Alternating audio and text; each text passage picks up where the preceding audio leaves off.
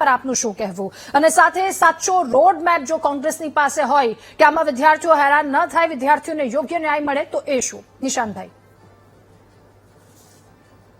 દાદા, સૌ પ્રથમ તો સ્પષ્ટતા કરી દઉં કે કયા લાભની વાત કરીએ છીએ આપણે, કયા લોકસભાના ચૂંટણીઓ છે આ દેશમાં અત્યારે, કયા વિધાનસભાના ચૂંટણીઓ માથા પર આવ્યા છે, ડિક્લેર થઈ ગયા છે, કયા લાભની વાત કરે છે ભાજપ વાળા લોકો? હકીકતતા એ છે કે આ ડરપોક સરકાર છેલ્લા 10 વર્ષથી માત્ર ને માત્ર વિદ્યાર્થીઓને નીટ હોય, જી હોય, કોઈ પણ કોમ્પિટિટિવ એક્ઝામ હોય, માત્ર ને માત્ર આત્મહત્યા કરવા માટે છોડ્યા છે. સોનમ વાંગચુકજી હોય, એમની પણ ડિમાન્ડ સ્પષ્ટ છે. ધર્મેન્દ્ર પ્રધાન રાજીનામું આપે, 22 વિદ્યાર્થીઓની જે આત્મહત્યા થઈ એમને સરકાર કોમ્પન્સેશન આપે અને વિદ્યાર્થીઓ પર થયેલા કેસો સરકાર પાછા પરત ખેંચે.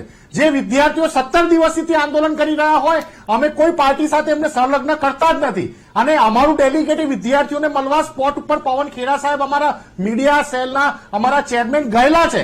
વિષય એ છે કે રાહુલ ગાંધીજીએ સિસ્ટમેટિક રીતે છાત્રો કી ગુંજના કાર્યક્રમ કર્યા. વિદ્યાર્થીઓ સરકારી બસ વગર પોતાના સ્વખર્ચે ઝેન્ઝી એ કાર્યક્રમમાં હાજર રહ્યા અને રાહુલ ગાંધીજીએ બતાવ્યું, દર્શાવ્યું કે આ દેશમાં 93,000 સરકારી શાળાઓ છેલ્લા 10 વર્ષમાં બંધ થઈ ગઈ, જેના કારણે 2.26 કરોડ નાના ભૂલકાઓ સરકારી શાળાઓનો લાભ નહીં ઉઠાવી શકે. એનું જવાબદાર કોણ? કેમ એ લોકો પણ મોટા થઈને નીટની એક્ઝામ પરીક્ષા આપવાના હતા ને?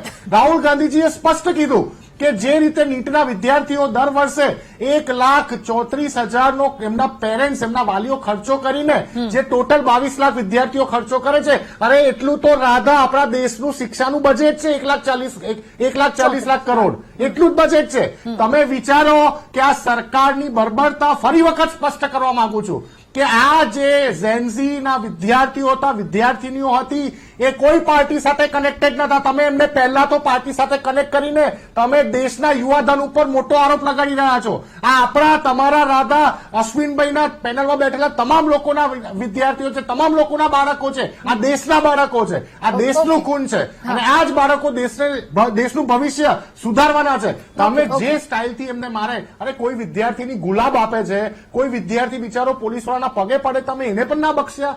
તમે આટલી બર્બરતા, તમે અંગ્રેજો કરતા પણ બ્રુટલ થઈ ગયા છો આ દેશમાં. તમારે એટલી બધી તાનાશાહી, સત્તાના નશા એટલા બધા ચડી ગયા છે કે તમે આ દેશના યુવાધનને રોડ ઉપર ભગાડીને મારો. એની ડિમાન્ડ શું છે? રાજીનામું, તમારા ધર્મેન્દ્ર પ્રધાનનું રાજીનામું એટલે માંગીએ છે કે એને ફરી વખત ડર લાગે, એને ફરી વખત આ એનટીએ ઉપર પ્રેશર લાવે ને, એને બીજો જે નવો શિક્ષા મંત્રી આવે ને ડર લાગે, એટલે રાજીનામું માંગીએ છીએ ભાઈ અમે. કોઈ શોખ નથી થતો. દેશના પ્રધાનમંત્રી એક પણ વખત માફી નથી માંગી રહ્યા, એ પણ દેશ માટે શરમજનક બાબત છે.